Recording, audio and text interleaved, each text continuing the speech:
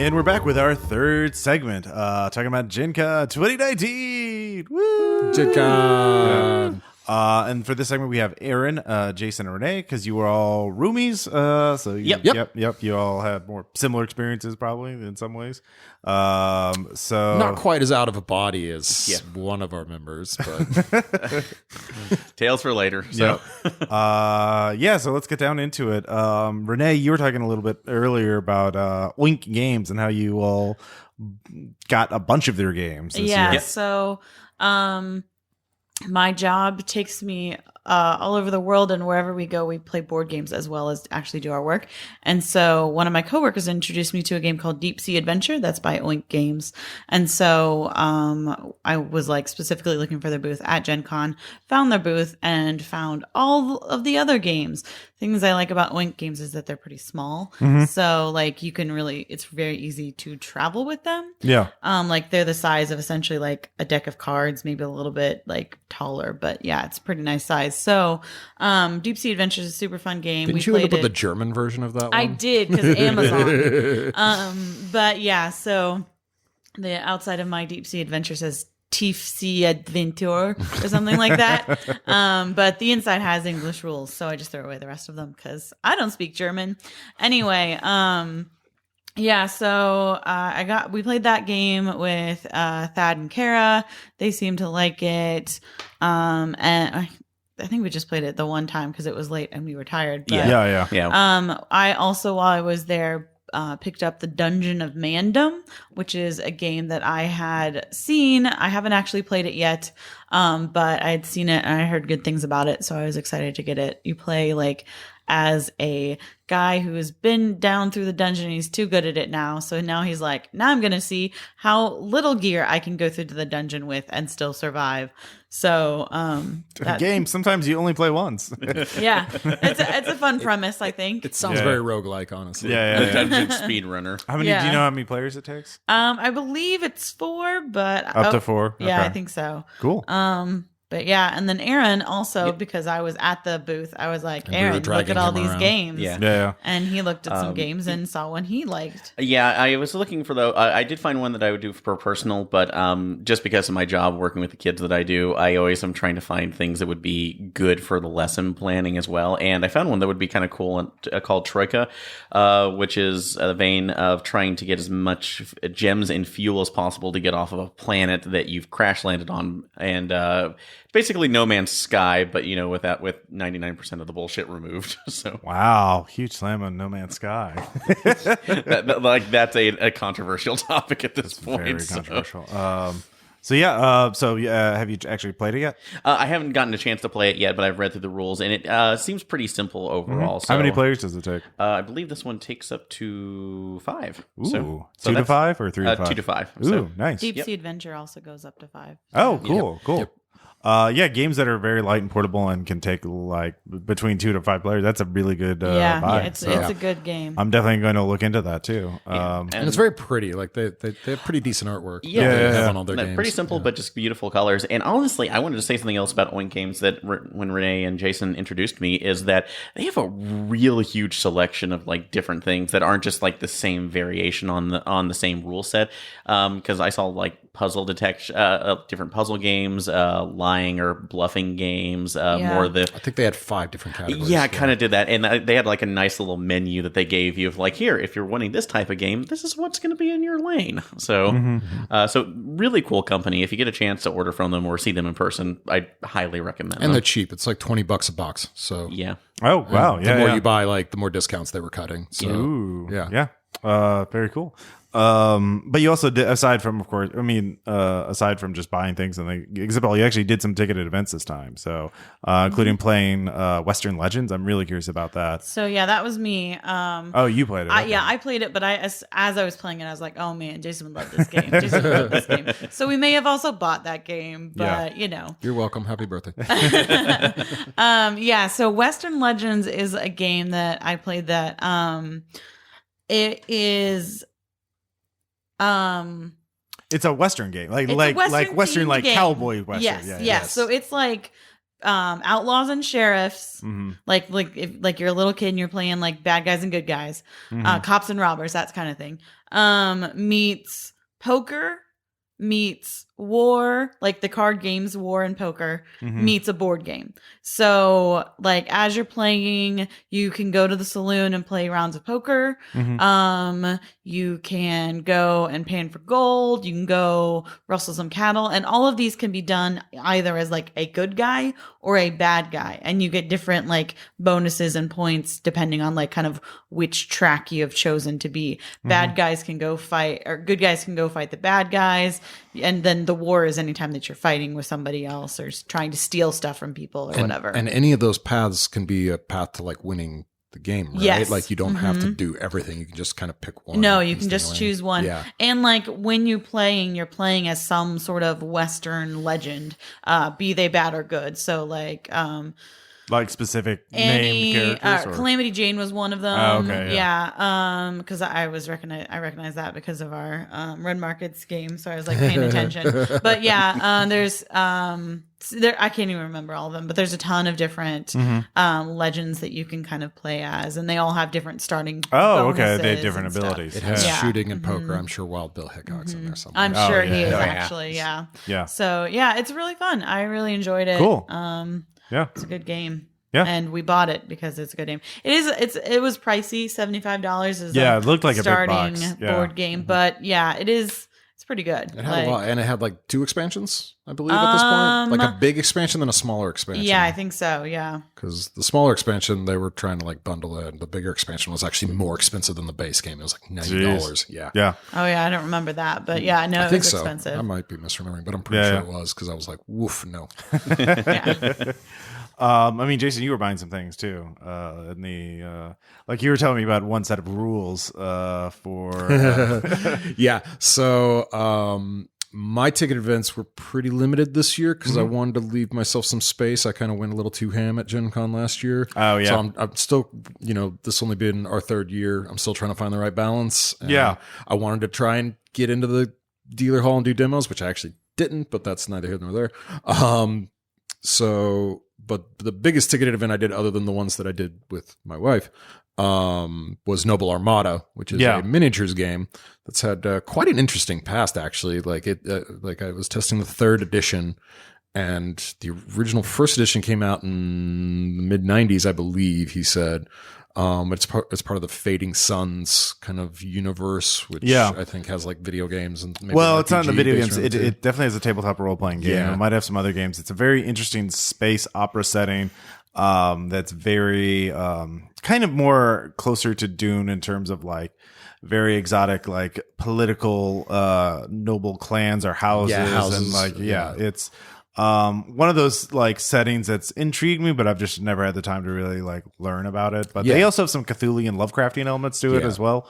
Yeah. So I was like, I guess I'll be interested. Twist my arm. Yeah, twist my arm. So yeah, it's really cool that they would have a sci-fi mini game. Too, and building off of last year's Gen Con, where I play tested X-Wing and I play tested BattleTech, which were 2 very different things. This is kind of a mash of the 2. So it has a little bit of the crunchiness of BattleTech as far as like managing ship systems and stuff, which might take a little bit to like wrap a head around. Like I dove straight into it because I was like, oh gosh, this is so cool. This yes, I want all of this, please. And obviously I had the game's writer was running my demo. And since nobody else showed up to the event, like it was just one-on-one, me and him. So yeah, he definitely held my hand a lot. But the actual gameplay on the table reminded me of X-Wing without X-Wing's limitations, which kind of, turned me off from X-Wing as a game I really want to invest too much money into because I'm more used to the Warhammer or Conflict style of like kind of freeform, maneuverability that you get in those type of miniatures games. This has that in spades. The only downside to it, as far as I could see, is their miniatures themselves. They're not bad. Some of them were quite pretty, and they're like old school, all pewter miniatures. Yeah. So, not real hard to deal with as far as assembly, basically just put it on a base and paint it. But due to the fact that it's, this game, has gone through, life, death, rebirth so many times because, it died out in the 90s and then they tried to relaunch it in, I think, 2011. And then didn't work, and then they successfully kickstarted, brought it back in 2016. But they wanted to leave it compatible with their older miniature line, so they basically just left the minis as they are, and they're quite difficult to find actually. As I started actually digging around for it, Drop Fleet Command has had a pretty good presence at Gen Con the last couple of years, and they're some of the most gorgeous minis I've ever seen. So I'm just going to buy those and use them because they're about the right scale. Well, I mean, there are there's tons of sci-fi mini games, but yeah, the Drop Fleet ones look real nice. So if you want to. If you're going to get proxies, might as well get pretty ones. Yeah. So. but the gameplay is really good. It's actually D20 based, which after we tested Infinity, which I know you're still trying to drag Spencer and Caleb into someday. Sorry to that random fan if you're a fan of RPPR too. Your day will come at one point. It will. Yeah. We'll drag him into a room and lock him listener, in. So, well, I know, but I'm just saying if he's also an RPPR fan and hears this too. Yeah. Or she, I'm not sure who it was. But yeah, so I wasn't that thrilled with the D20 system for a minis game with that one. But with this one, it actually makes a lot more sense because of the kind of BattleTech crunchiness of how many ship systems and stuff that can be hit during damage rolls. It actually made a lot more sense, and they've streamlined it very well mathematically to roll. So cool. Yeah, no, I had a lot of fun with it. And I'll probably invest in all the stuff and then just let you guys play it. At some point. Definitely. I would definitely like to try it out. Yeah. I've played very few ship combat kind of minis games, but they've always intrigued me. So yeah, I mean Jeff's one that he's doing. Alongside Upwind was really fun. It was really fun. It did remind me a little bit of we that. should try it again too. Yeah. Absolutely. Aaron, you were trying out new games too. A lot of my Gen Con this year, I actually didn't have any ticketed events. This time I kind of decided I was going to... dare. I know. The only thing that would have been generics, it was, the BattleTech pods, but that kind of went by the wayside as our tradition goes now. Someday we're going to do it. We're going to do it. But I did get to test out ones. The first one I'll do is just kind of simplest because I got it. I wouldn't say involuntarily dragged into it, but Cyanide and Happiness people were doing play tests of the Trolley Dilemma game that is coming out next year, or that I believe it's being kickstarted so, as we speak. Yeah, so, although the Kickstarter is almost over, but obviously it's done very well. Yeah, no, it's going to get a lot of money too. So what happened in this case is I was getting ready to go over to I think the Dust booth to look at some of their stuff, and the guy looked at me and says, "Hey, do you want to decide who lives and dies?" And I said, "Well, I do it all the time." So went there. And I really do like how the system is set up. So the way the game goes is that each of the 6 other players that are not the judge will get one specific card going up in severity of what's happening. So the first one will be like the one side that you're going to kill that's pretty good for the most part. The next one is something that's going to entice you to commit that murder if necessary, and then there's a third one that is like the ultimate thing in here, and then there are 2 other cards that, depending on your players, are modifiers to that. So the line, if I'm remembering correctly, is I could choose between killing nuns having fun on the track. So I forget the second one in that because it would kill somebody else, some random person, but at the very end it would kill Vladimir Putin riding a bear leading Donald Trump on a leash. So okay. And the other side of it was killing a baby and also the guy who would cure AIDS and cancer. We want him to live. Yeah, we wanted him to live. And then at the very end, the one teacher in high school you really hated. Oh no! So, which was a big one. And then they modified. It's like, well, at this point, politicians will go in and out. They're eventually going to die, so we'll give the AIDS in there. Oh, but this kid is actually the Antichrist. So, like, oh no! And it's looking back and forth. So it's like, that's good. And you know what? Here's the thing about Putin. So it's definitely for the Cards Against Humanity. It very much is in that case, but it like I would say joking hazard. It actually works out pretty well with the dynamic where it mixes things up enough. Which was pretty good. So that was the first thing that I did.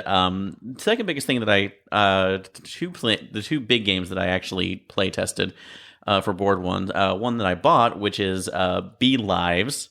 The subtitle for that is "We Will Only Know Summer." Yeah. The entire function of this game is that I mean, it's literally their life cycle. It is. It's transitory. It's worth it. Yeah. But the players are all controlling separate beehives, and it's a resource management game where you have to collect enough honey, nectar, in certain times to produce drones to compete with the other hives that are out, and then gain points because of this. And the first playthrough, I was really impressed how smoothly it went, considering that it's a little more complex as well. But I looked at it immediately and fell in love with it. And it's developed by a group. The company's name is Hit It With a Shoe. And as Ross pointed out to me, it's actually created by a person who's off of Something Awful, and Yeah. they had They've talked about it on the Track Games forum, so Yeah. I've been aware of the game for a while. I just haven't. I'm glad someone got it so I could try it out. So yeah, so you didn't have to put it in because, Well, yeah. yeah, like the other games, it was $65, so it's a bit of a steep drop Yeah. in. But honestly, it gave you everything that you needed to really kind of get into it. So I'm interested to give it a full try with the group. Yeah. Renee, that wasn't the only stuff you got at Gen Con either. Oh, no. Yeah. No. I got a lot of things at Gen Con this year. Yeah. Well, I played a different game called, well, Jason and I both played this one together, called Atelier. Did I pronounce it correctly? Atelier. I am so Midwestern, and I just wanted to pronounce it Atelier, but it's not. It's French. Bodark. It's very, very French. But you are playing as a master artist at an art school. Yeah. And you have all these students and you send them out to get paints so that you can paint your artworks. And of course, all the artworks are famous, really well known masterpieces, by I can't remember. Rembrandt, Monet. There's definitely Van Gogh in Monet, there. Van Gogh. Yeah.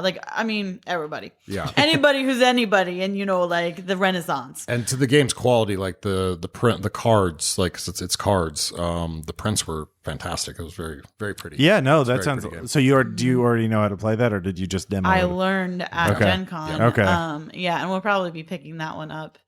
Oh, so you just played it. You didn't actually pick it up. Not yet. Okay. It was between that and Western Legends. We're on a tight budget this year. Yeah. so- No worry. I mean, well, these are super expensive games too. Yeah. No worries. But it's a worker placement game. Is the system style.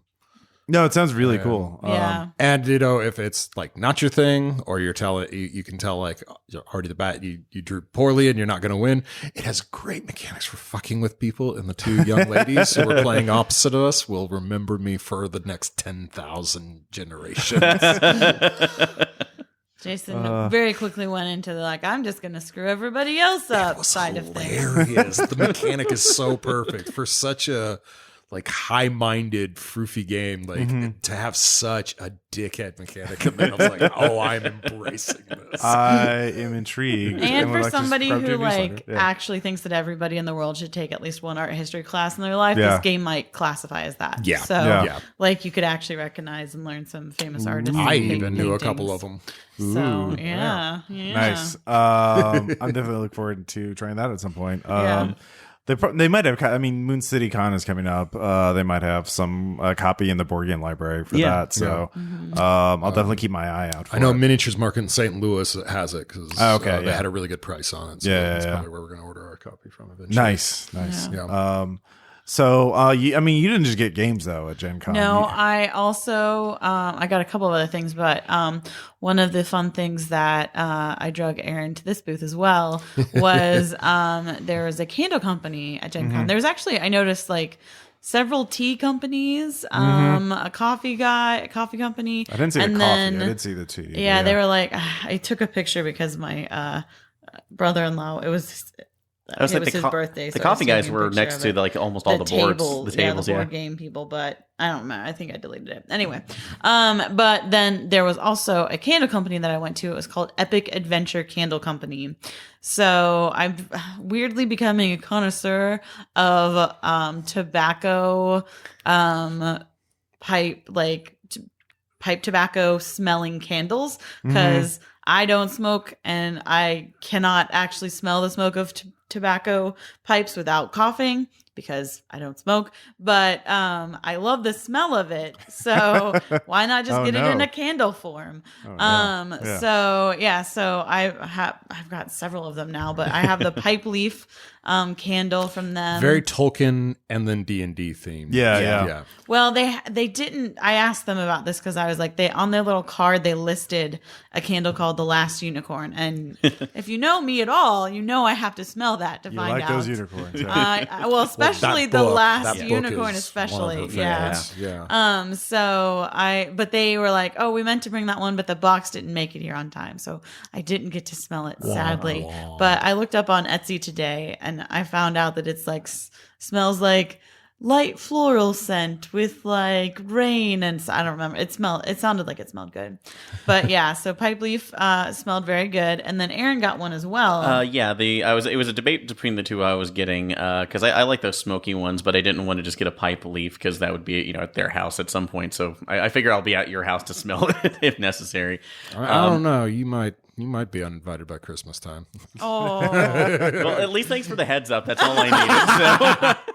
Just joking. Just joking. The one that I was going between was the Shire, which was I liked it, but it was a little more heavily floral than I anticipated. So I thought it would give me a headache. The other one I went to was Dwarven Forge, which has a very burnt, smoky smell to it. Which it smelled lovely. It was a pretty robust one as well. So that was actually nice, and I figured I'll make an adult purchase and place it and, pretend that I'm an adult with You responsibilities. can burn it. And they're wood wicks, so it will make a lovely sound And as that's well. and that's another reason I got it, because I love those woodwick ones. Yeah, I might actually. Yeah, I kind of thought about like maybe I should try this out, and then fatigue is a thing, and you forget to do things at Gen Con. Especially when you're Ross Payton at Gen Yeah. Con. And you were at the Blockbuster. I did go to the Blockbuster booth. I forgot to get the Gwar card game because that was exactly. Okay, was that actually Gwar there, or is that just cosplayers? I have no idea. Okay. Yeah. They had a card game though, and I wanted to try it out. Yeah. But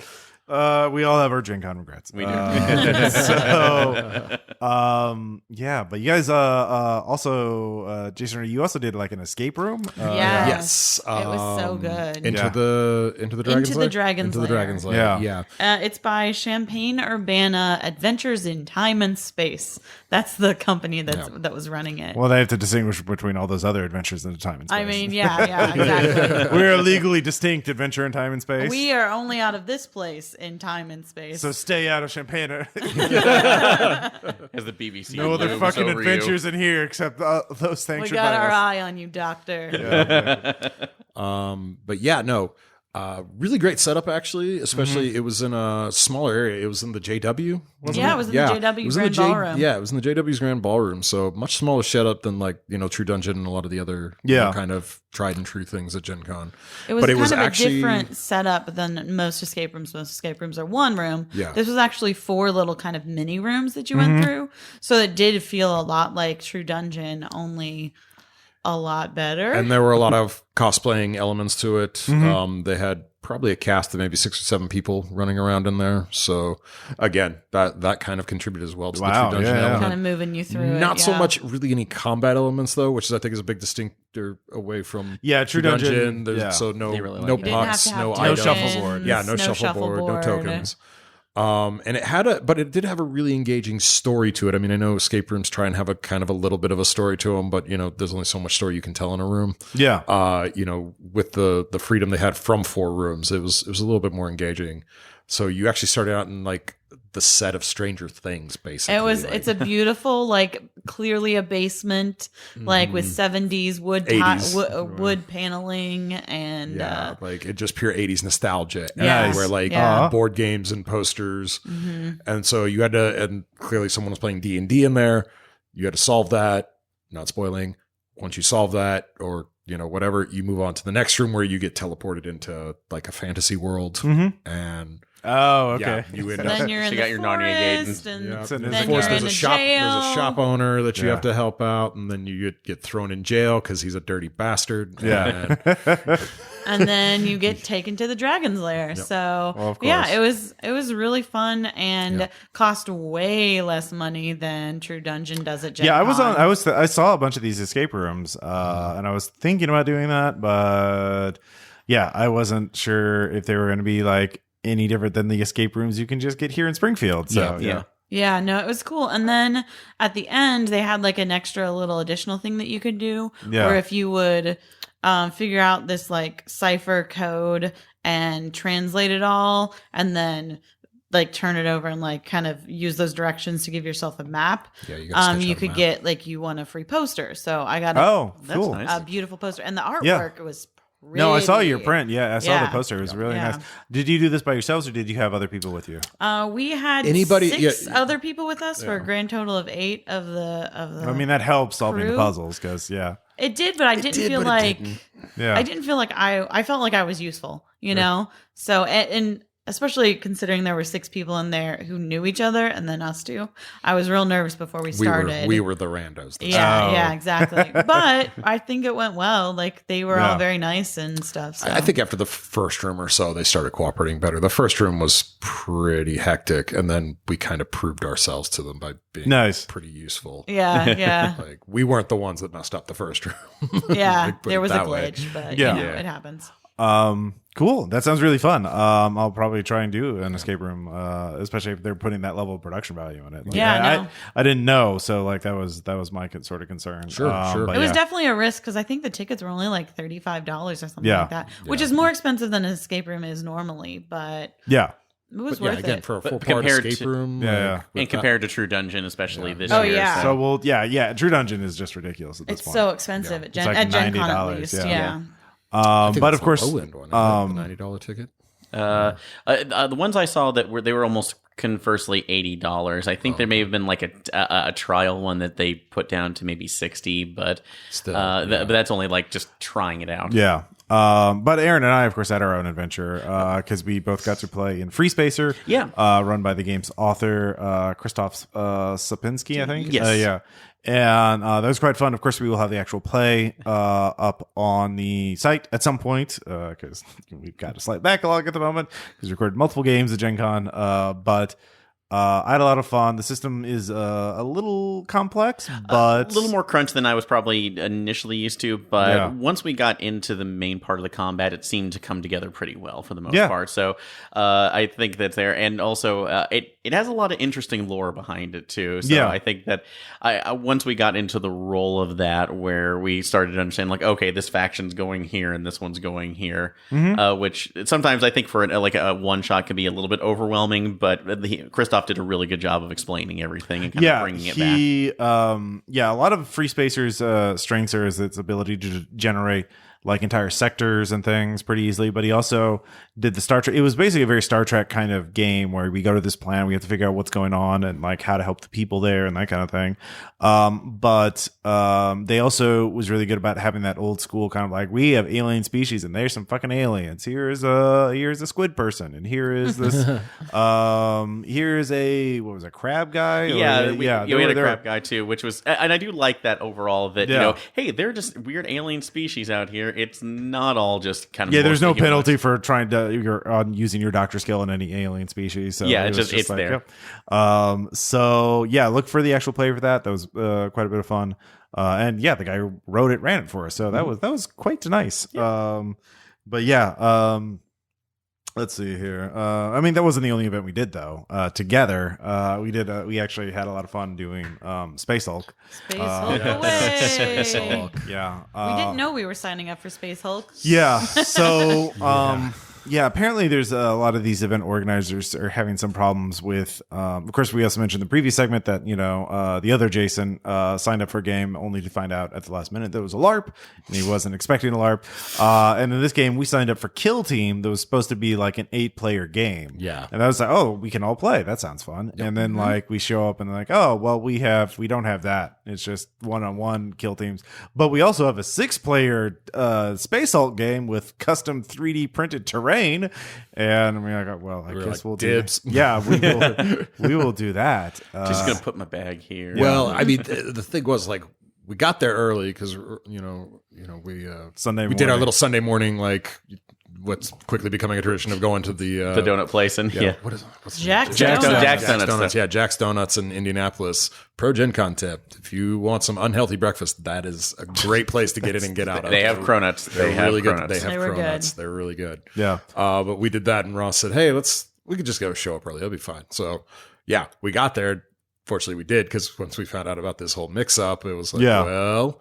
And then they were like, well, we've got the 6-player Space Hulk, and I turned around and I was like, Ross, grab Maddie. We're Yeah, going to do this. And then all of a sudden, like 20 people showed up between Yeah. all the people that were signed up and then all the generics hoping to slip in. And it was like, yeah, no, we got dibs on this one. I was kind of surprised a little bit by the generics, Yeah. that many on a Sunday morning, but you can never predict exactly what events are where you can get in with generics, but even on a Sunday morning, you're not necessarily guaranteed a slot. Right. Well, I mean, some of the generics got in on they had a bunch of boards set up for 1v1 games. So Yeah. like people were playing Space Hulk 1v1 and Kill Team 1v1. And they had a lot of nice terrain and maps and minis set the really up, cool so- thing, these people Yeah. showed up with an actual Space Marine battle cruiser as their like area, like Cabinet, this like, thing. Yeah. yeah, it was- Well, Yeah. it was more than just a cabinet though, because it had playing spaces inside of it. So like Yeah. they had boards set up inside this ship to play on. Yeah. And You then could just our pull long them out, table was in the yeah. middle of it. Yeah. So that was really cool. Yeah, it was. And I quite enjoyed it. Space Hulk is, of course, a very dicey game, but, there's not...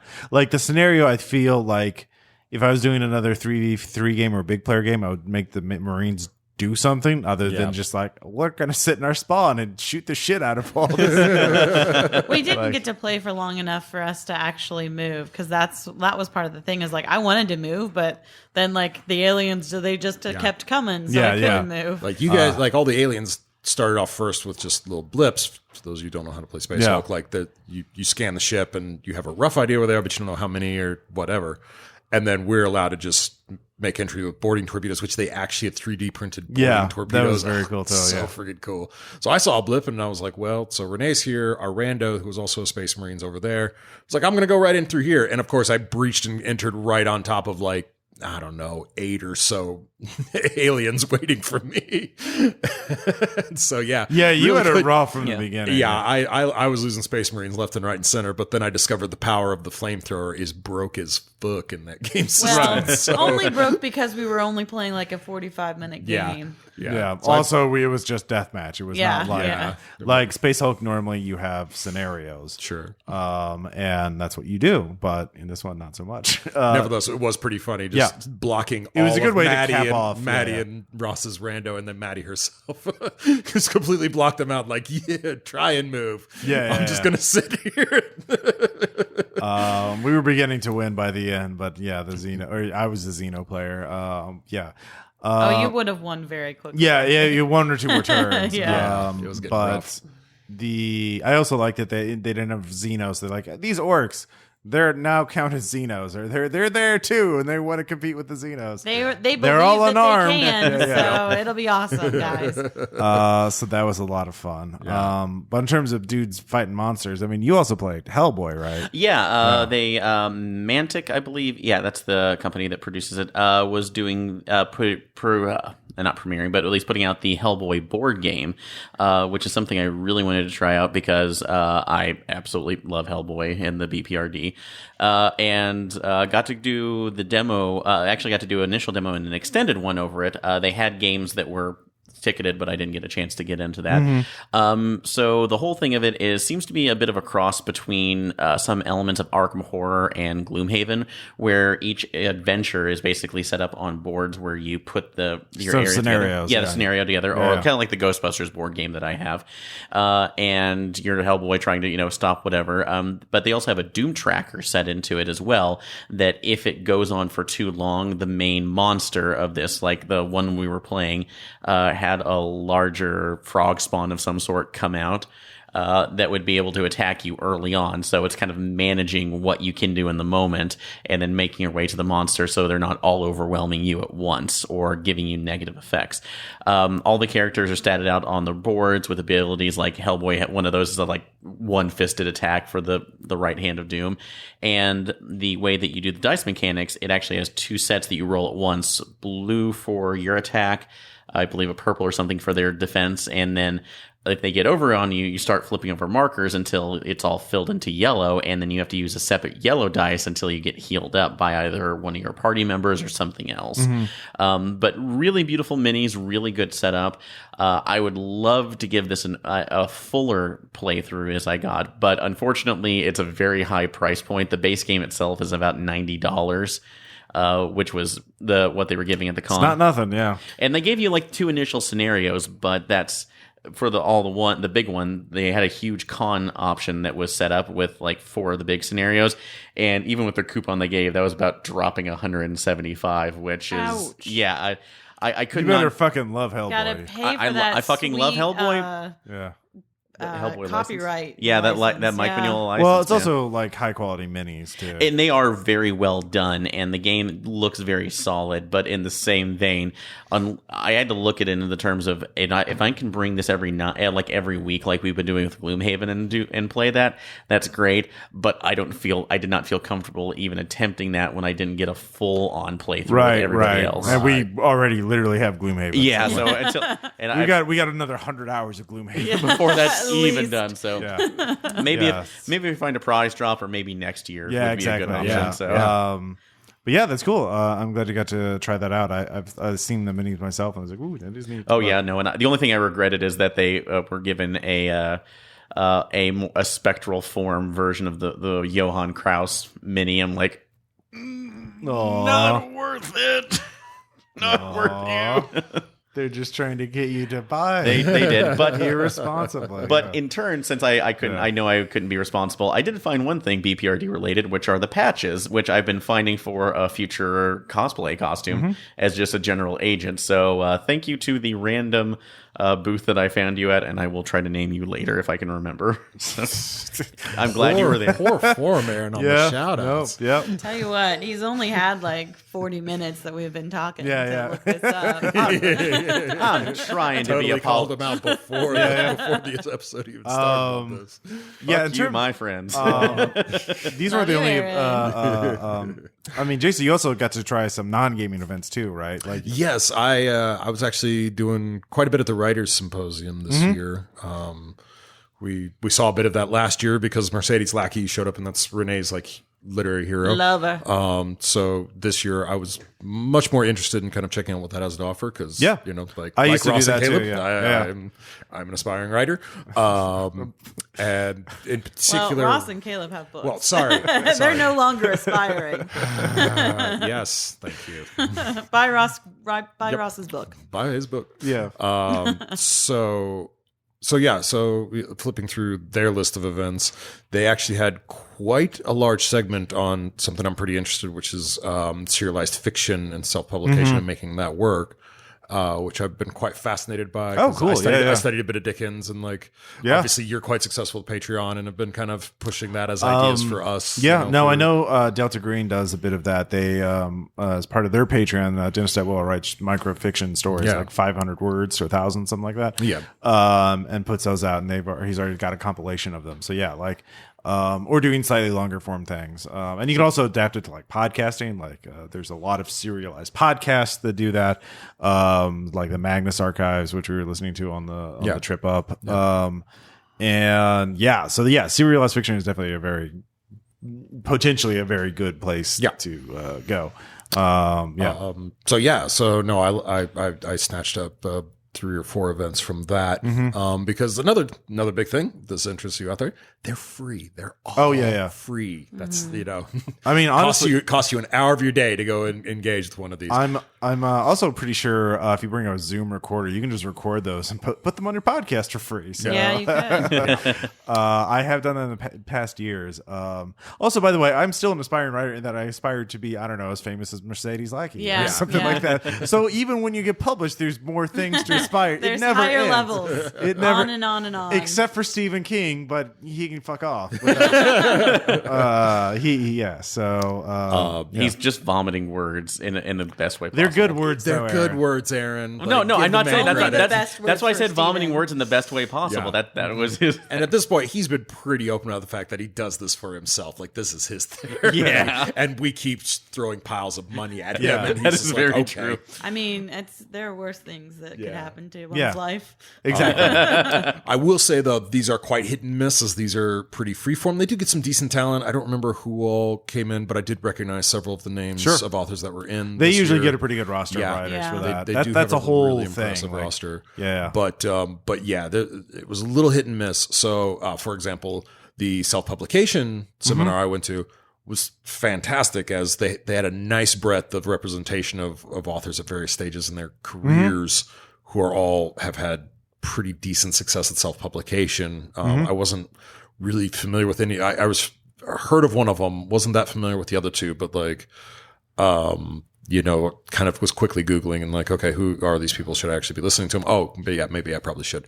Yeah. And then, getting their kind of anecdotal lessons as well as like, genuine, like hard, hey, this is how it actually works. You should understand this before you try this type stuff, and actually giving good examples, hard figures, particularly for self-publications, a nice thing to know that like, hey, you should expect to pay $500 for your cover art. And then another $800, $200 to do this, and another $800 to do that, and so on and so forth. And here's a grand total of like, here's my first book. It literally cost this much for me to make.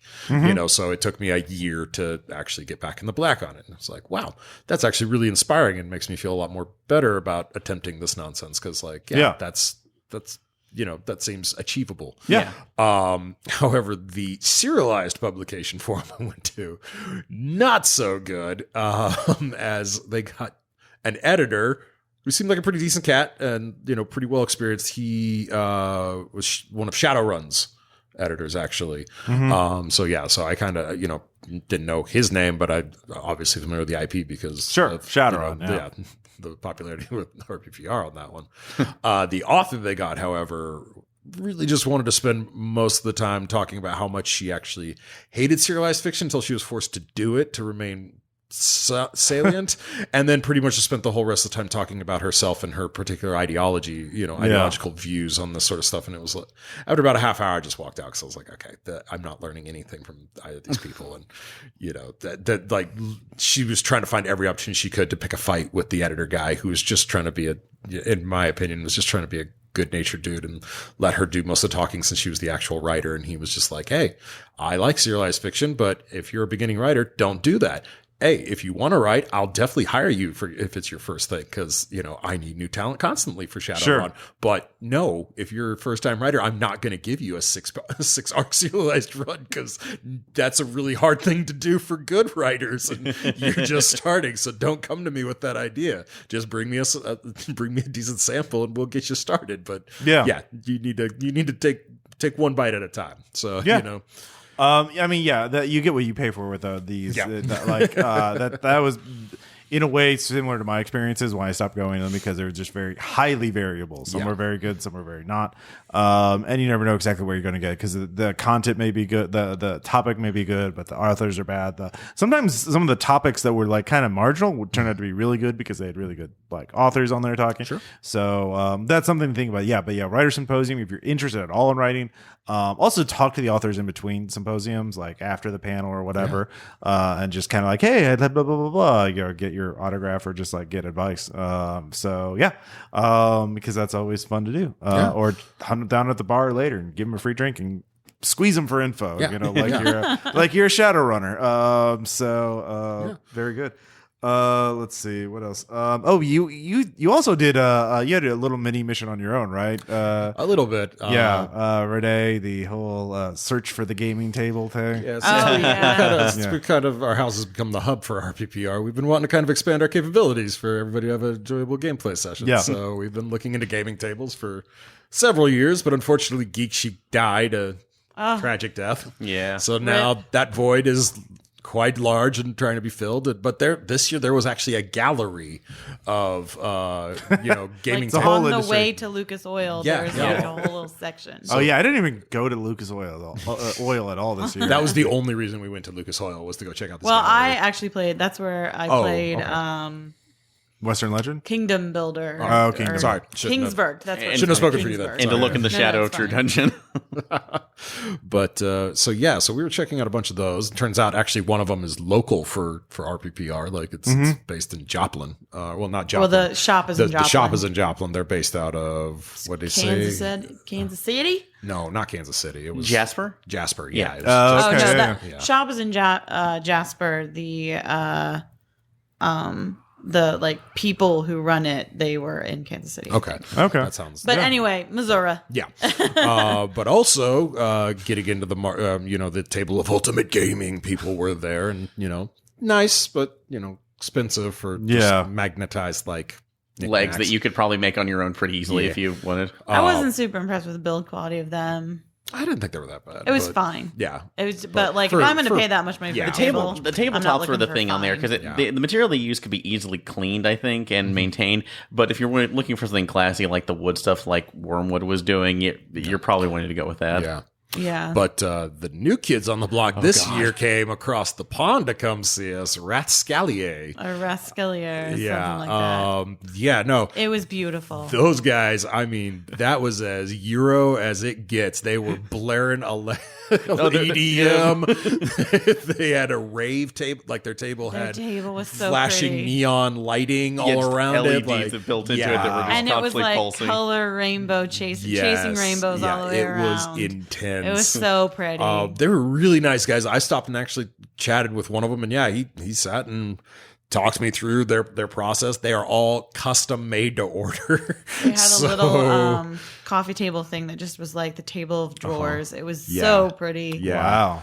Wow. And I mean, like their modularity, the customized. I mean, they were literally electrified, obviously from LED lighting. But you know, they had ports so everybody can plug in their phones and their laptops and everything else on it. USBs. And something else I did like, I wasn't sure until Jason pointed out to me, is that they, for any of the cups or anything else you do, they kind of have a rail system that just has a simple plastic hook that goes in for almost everything that you're going to use on it. And my only concern at that was like, well, structurally, I wonder how that would be possibly breaking off. But yeah, that guy explained how it would not be, everything would be weight load bearing on those. Yeah, and that rail Wow. system is pretty common for board gaming tables. Like it's pretty. That's there's- usually how they hang stuff off. Yeah, of but tables. theirs did seem pretty modular compared to usual, where it's like it's a very particular like router cut. Yeah. That's Yeah. only their stuff's going to work on it, and it's going to take tons of experimentation to try and build your own for it, which is one thing I didn't like about Geek Sheets because they had a very specific particular angle.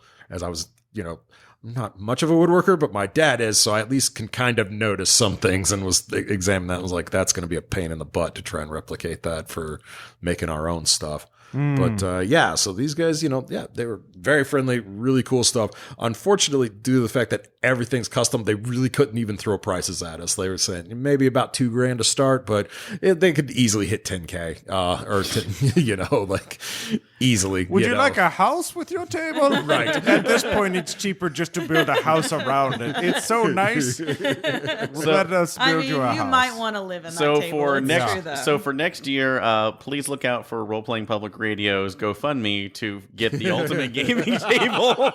I'm just living in the table. We put wheels on it. I drive it. It's technically legally still a table though. I roll Wormwood- initiative against Wormwood. traffic. Wormwood had chairs that were really, really nice. Their chairs now have like little cavities underneath the seats that you can get, so you can like store things underneath the seats wow. as well. Yeah, nice. They're very like wide and comfortable. I was impressed with their chairs. I sat in a lot of other people's chairs that I was like, it's okay. Especially because some of them you had to pay individually. Like most people, it seems like most gaming companies these days are being smart and selling like pairs or like sets. Sure. But like, I don't remember which one it was, but it was individual chairs and they were $174 each. And it's like, no. Well, I think that was the ultimate gaming. Was it table? Table Ultimate Gaming? Yeah, Yeah. Table Ultimate I Gaming. mean, a Sorry, good guys. office, It was like- an okay chair, but nah. Yeah. not for like $200 a pop. I mean, a or good chair whatever is it was. worth that. I mean, a good chair is worth even more if you're spending a lot of time in it, but a gaming chair maybe not as much because you're only not, working on it in it all day. But Right. I don't know. Exactly. Yeah, fair enough. So other things for Gen Con, like food, any new discoveries this year?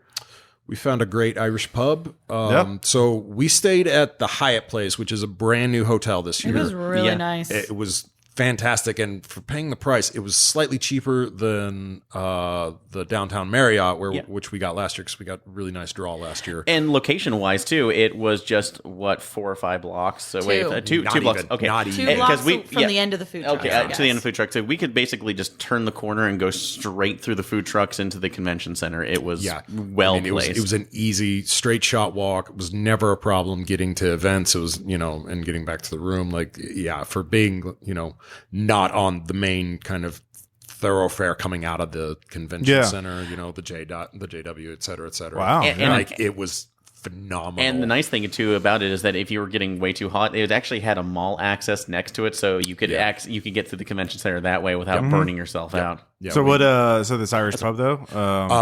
it was The Cloddig? the Cloddig. Apologies, Irish listeners. We don't speak Gaelic. Yeah. But yeah, it was just off a corner on that route from the Hyatt place. And yeah, no, I mean, I always judge them by fish and chips. Renee always judges them by bangers and mash. And I'd say top tier on both counts. Oh, nice. Both very Yeah. good. Very good. Very interesting drink specials. They had a lot of kind of cocktails that were, actually, actually fairly potent. Like I did one and it was, I was already feeling off of just one. Now I was like, wow, this is, and it tasted good too. So I was like, Cool. yeah, no, there's enough alcohol in here to have fun, but it still tastes good. And we had McSeverns or McNiven's. McNiven's, that's what McNiven's. Scottish which pub, is we went to the Scottish place while they went to the Irish one. So no, that had fantastic food over there. The thing I was a little bit full from the day's travel, but I ended up getting a vegetarian chili that they had there, which was pretty hearty and overall. And I actually tried out a Stella cider for the first time, which was pretty damn good. Yeah, So Stella makes a good cider. Yeah. Yeah, Cool. we also, as far as food trucks go, I'm just going to talk about the good experiences. I think you and Aaron should talk about the bad experience. no. It was just a long line. We should have Okay. given up, but we didn't. But anyway, I want to talk about the good places. So Alibaba, that's been there several years, and this is the first year I actually got a chance to try it. Shawarma was very good. And then Legendary Golf Club or something like that. They only had one thing. It was a tenderloin, but there was no line, and we walked up and got it, and then we stood there next to it waiting for Jason to get done with his line, and 4 other people stopped us and were like, What is that? That looks so good. Where did you get that? And yes, pork tenderloin. That's how I say it. Sandwiches go. It was probably one of the best ones out of good. town, and they had amazing steak fries. I was I was not getting hungry. It's like I want to eat these still. Aw. So they had a food truck there, but I actually went to their proper restaurant, St. Elmo's, the burger stall or burger shop. Burger Study, I think. Yeah. Burger Study. Burger That Study. was it. Thank you. They had they had a stand in the food truck court line, but the actual restaurant is down by the Hyatt place. I gotcha. And so I actually saw that they had a big Gen Con special, Stranger Things, based burger. Oh, sure. Yeah. We talked about with Greg and Tom that there's a lot of themed food places around. So, yeah. So they had that, and Renee saw it and was like, hey, you might like that. And I was like, yeah, no, because it kind of reminds me of one of the Bears burgers I like. After I've had a good workout. So, yeah, I decided to stop in there because Renee and Aaron were both very busy. So I knew I was going to be eating alone for that meal. Went in there, and the burger was fantastic. But the drinks there are ridiculous in a good way. But I ordered a $14 again cocktail type drink that was pretty much just all their in-house bourbon and flavored with actual Madagascar vanilla and cherries. And then they handed me a small Coke if I wanted to mix that in, which it definitely needed it because it was about a 5-6 inch glass of bourbon. And I was like, all right, that I mean, that's why it costs $14. 2:30 in the afternoon. I was like, that's a bit. That'll get you done. Yeah. Yeah. Cool. Well, it sounds you had some good culinary experiences at least. Well, and there's always Giordano's. Yeah, there's Yeah, always Giordano's. Giordano's, My first love. Renee's birthday, we continue the tradition. Went to Giordano's. Yeah. And actually, most of our RPPR turned out, and we really appreciate everybody all of them that came, and the friends of RPPR that came as well. yeah. If we didn't have if Maddie and I didn't have a scheduling conflict, as we talked about in the first segment, we would have gone. But Of course.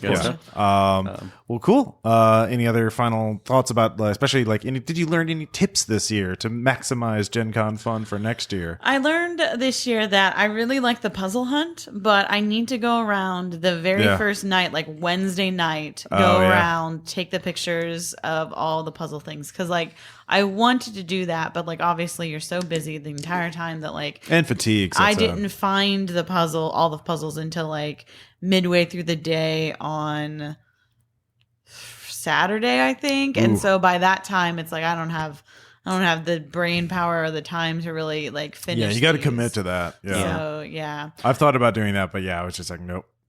Got events to run. Blah blah blah. Yeah. But it is fun. I did enjoy it. What the puzzles that I got to do, and then as always, the crafting sessions are always much more fun than I expect them to be.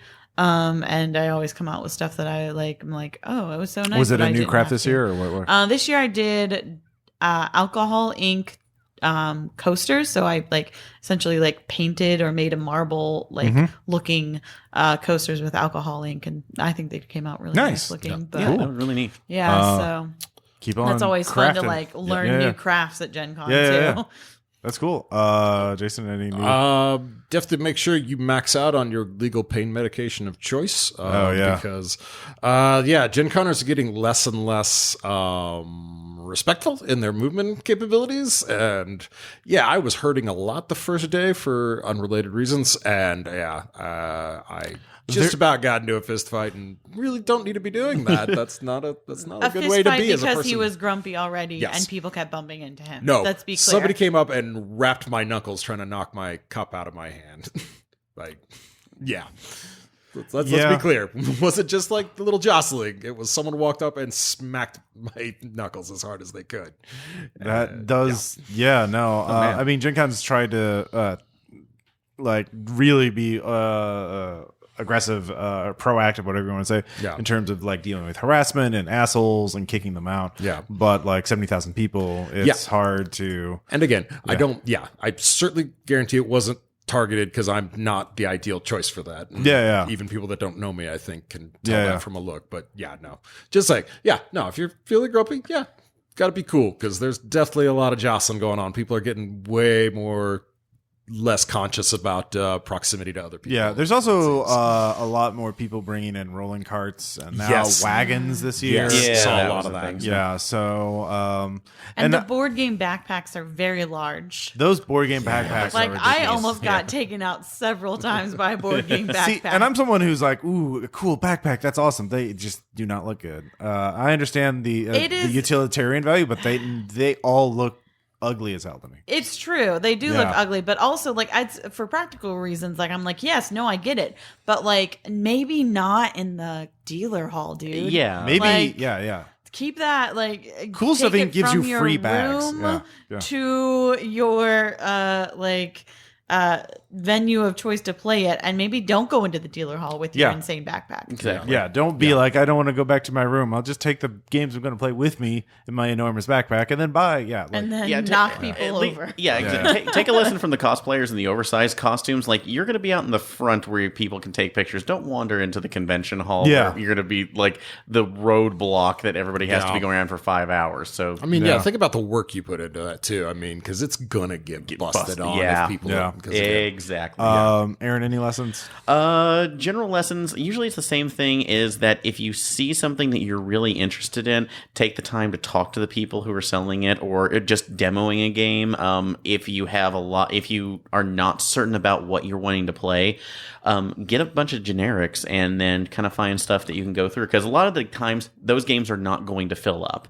That's a risky strategy, though, as we saw in the Space Hulk. It is a risky strategy, but in a lot of cases, I was thinking just for the general RPGs too, and my experiences in the past, I've always had at least anywhere from 2 to 4 people not show up, and other people in generic saying, "Hey, do you have the seats available for this?" Sure, so that's fair. So it may not work for you always, like on the really big ticketed events, but smaller games too that's kind of interested, definitely do that. Yeah. Other lesson right now is that vodka's a thing, apparently. So It is indeed a thing. My lesson: sometimes crit fails in Delta Green aren't that bad. We did have a Clancy game this year, and it turns out, they're not. They can be totally benign sometimes. It's amused, yeah. Although you were not amused at the time.